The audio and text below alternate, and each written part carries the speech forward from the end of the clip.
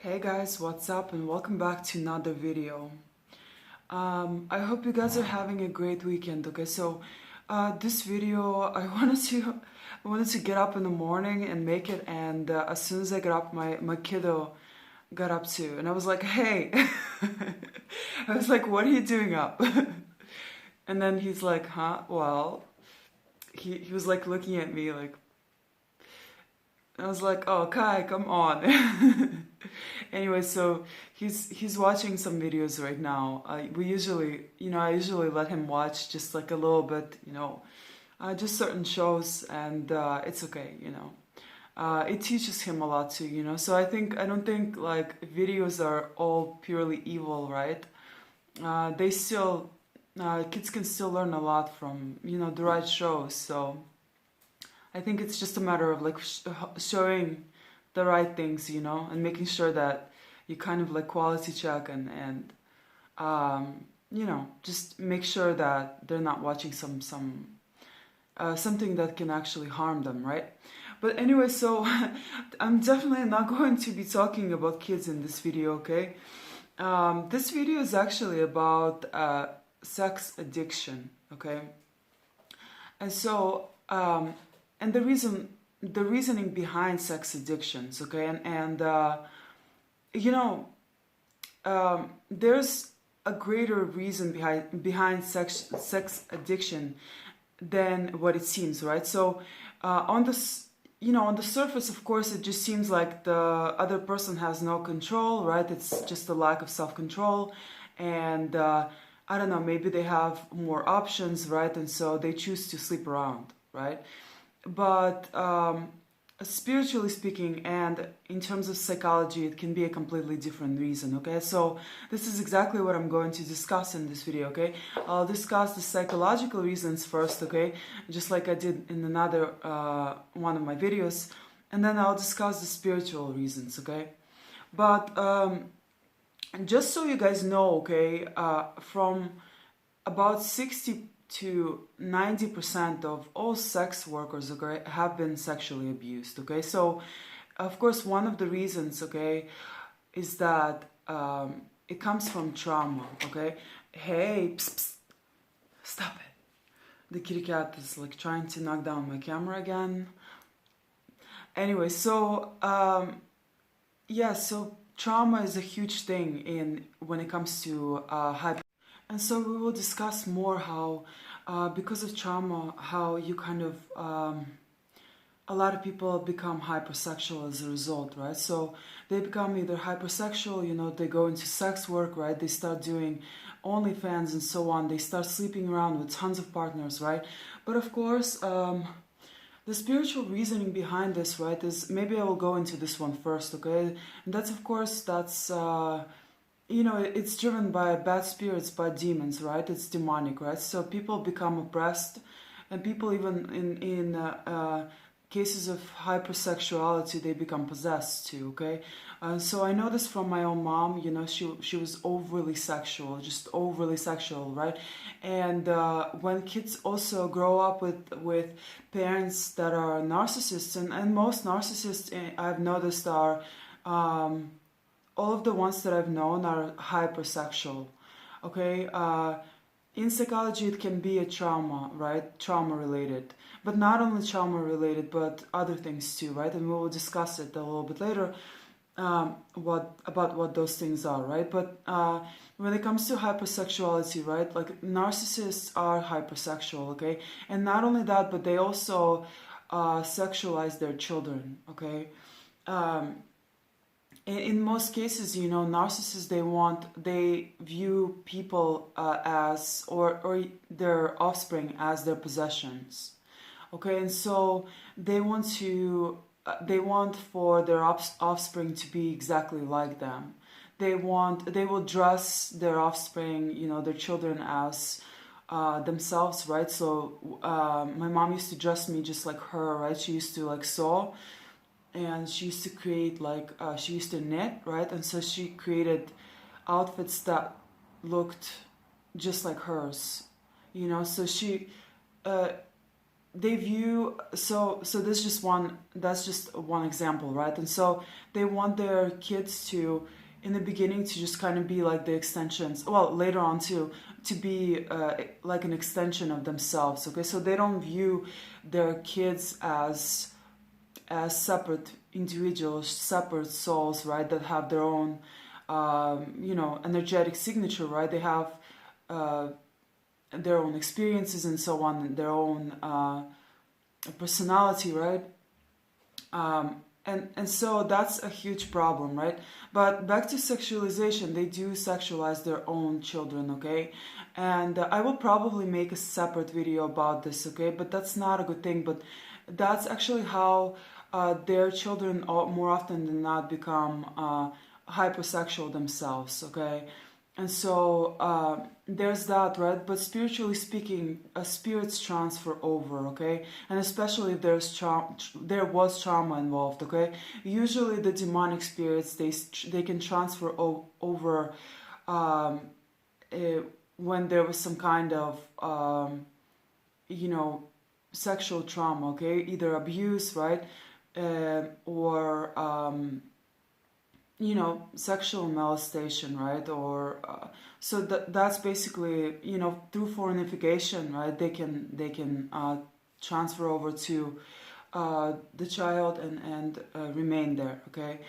And over time, this child will grow up to be a hypersexual teenager, perhaps, and even an adult, okay? If that's not stopped, okay, or if that's not caught in time, okay? So there's that, right? And of course you can pick up all kinds of spirits through watching porn, right? If you're watching porn all the time,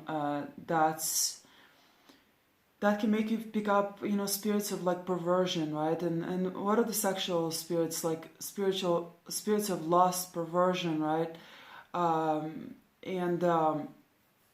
Like the Jezebel spirit, right, isn't overly sexual too, right? To her, it's really using sex and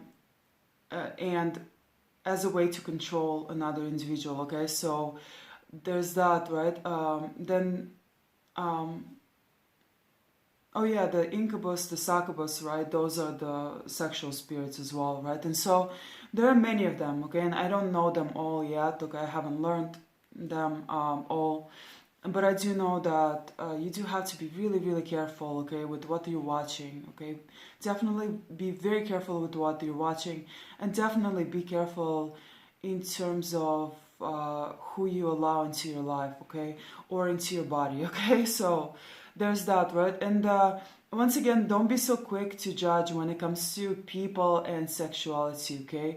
Like I said, hypersexuality, for some reason, of course, it can be influenced by culture, right? Like the females' revolution, right? Like, and lots of companies even, right? Like, for example, I know Bumble, right? I think it was Bumble.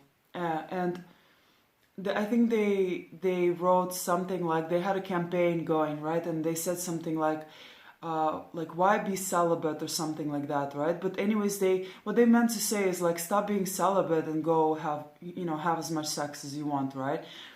Just do it, right? And so because of that campaign, basically they had a lot of people in outrage, right? So they had to like apologize and they had to cancel that campaign, right?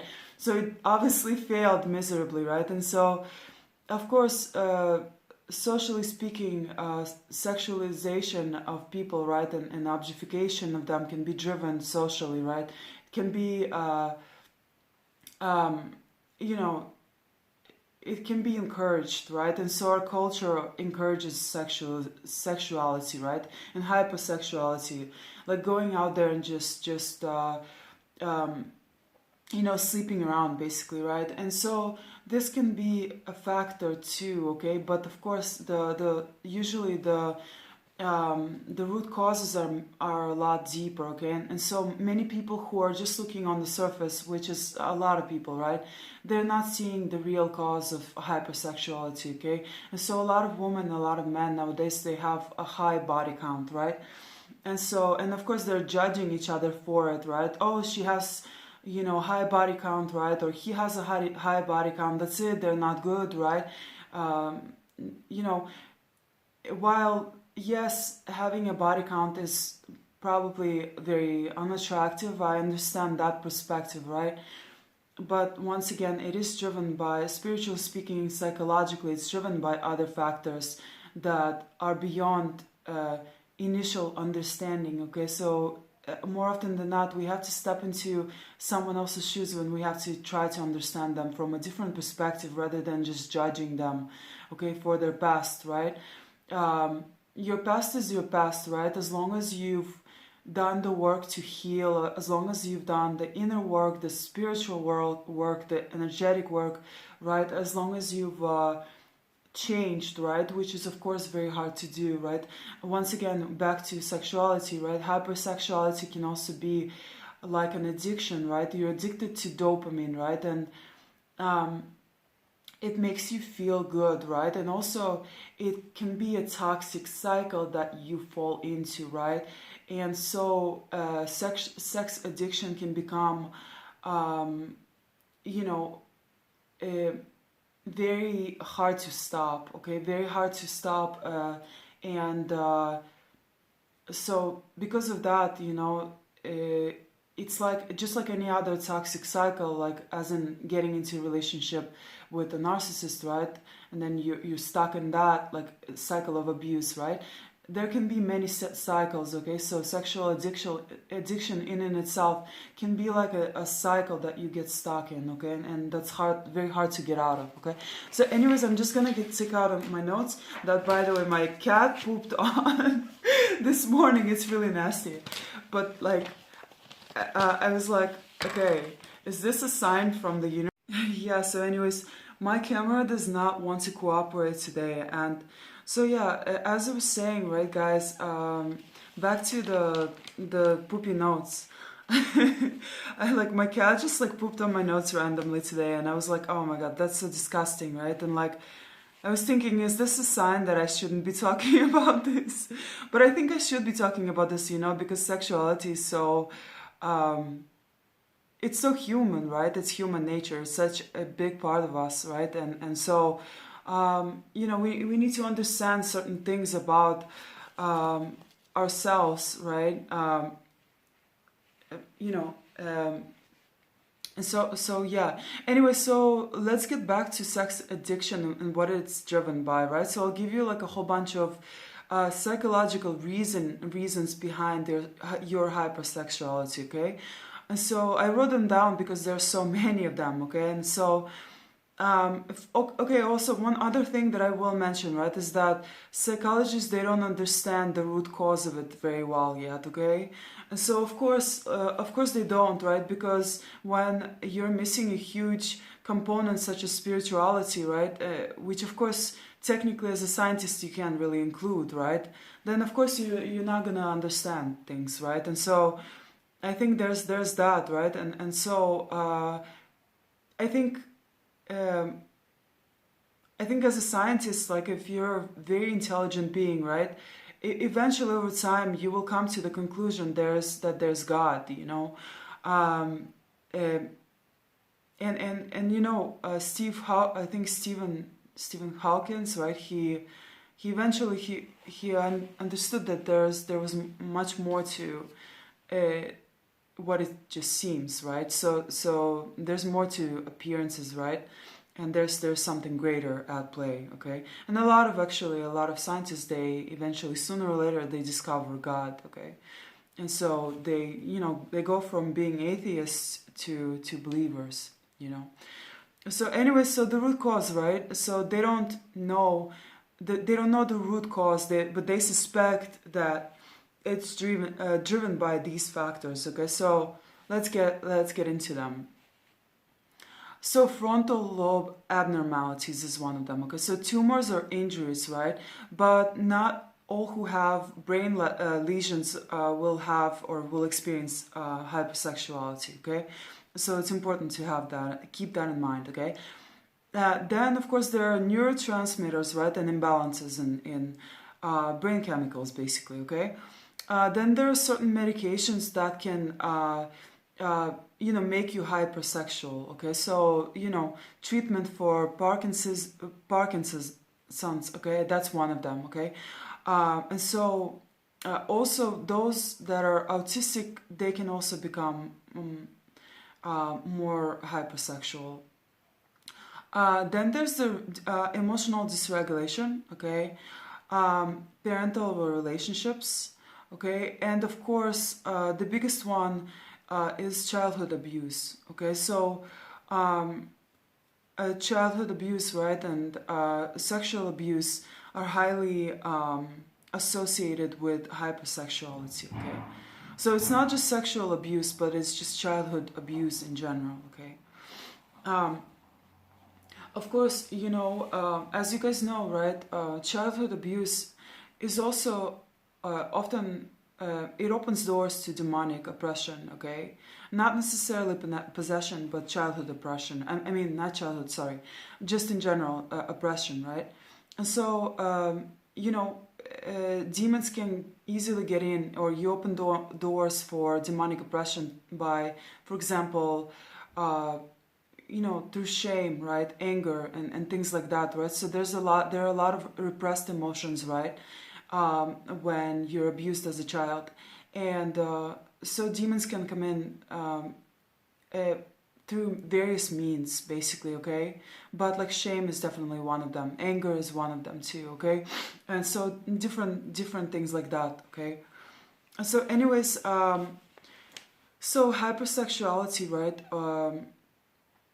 can be caused from, it's basically, sorry, no, hypersexuality is actually, it's a form of a coping mechanism for people, right? And so it provides like temporarily relief from distress, right, and emotional pain, okay? And so, of course, there's the self-worth validation, right? And so people use hypersexuality because they don't feel worthy of love, right? And so they deep down, of course, it's not very conscious, right? But deep down, they're looking for connection, a way to connect, and they don't think that they deserve a longer and a lasting connection. Or more often than not, they're not even able to form, you know, they're not able to form long-term secure attachments, okay? So it's also a way to not just to get validation, like, okay, I'm worthy of love, right? I'm worthy. Like someone wants me, right? Someone wants to sleep with me. They like me enough to sleep with me, right? And so that's a way to get that validation, right? So, you know, and so, but it's not just that, right? It's also they experience intimacy issues, okay? And so more often than not, when people experience intimacy issues, they're going to try to bypass that building that emotional connection with someone, and they'll just get straight into their pants, basically, right? They'll jump into someone else's pants, right? As a way, or they'll start to put it more, to put it into better words, right? They just go into the physical part instead of building the emotional connection, okay? So that's in a way to avoid intimacy, okay? True intimacy, right? A lot of narcissists do this, actually, okay? And so if someone is a narcissist and they do this, that's not surprising whatsoever, okay? Because once again, that individual is deeply traumatized, okay? Then hypersexuality is used as a dissociation and numbing, okay? And this one is also really big, okay? When it comes to like bisexuality and gayness, right? Being gay, bisexual, right? A lot of gays use this, I believe, reenactment of trauma, okay? It's a reenactment of trauma, okay? So it's, you know, and so, yeah, they use this, it's basically like acting out the trauma that has happened, okay? So yeah, basically there, as you guys can tell, there are a lot of theories behind why sex addiction happens, right? Why hypersexuality takes place. So don't be so quick to judge, okay, when it comes to people and maybe their history, their past, right? Or maybe, I don't know, the amount of partners that they've had, I think as long as the person has changed, as long as the person has worked through their trauma, as long as the person has consciously acknowledged what has happened, okay, then that's, and as long as, spiritually speaking, the person has repented for their sins, right? The person has asked God to heal them, to restore them, okay, and to deliver them from all of those demons, right? Spiritually speaking, then that's all that matters, we're never, we all have some kind of a history, right? And more often than not, a lot of us have been through hell and back, right? And so going through hell means, putting yourself into situations that are not serving you, right? Hurting yourself. And as long as you, as an adult, the power is in our hands, okay? We're no longer, we no longer have to be under someone else's control or influence, okay? We can free ourselves, okay? So as children, maybe not so much. As teens, not so much, right? We're still very much under the control of our parents, right? Who are very possibly not good influences in our lives, right? But as adults, we have the power to free ourselves. And we have the power to take control of all aspects of our life, right? And so we have to realize this, the power is in our hands as adults, and we should take that power back, yeah. Anyways, guys, I hope you really enjoyed this video. Thank you so much for watching, okay? And stay tuned for more videos. Please subscribe if you haven't already, and I will see you in another video.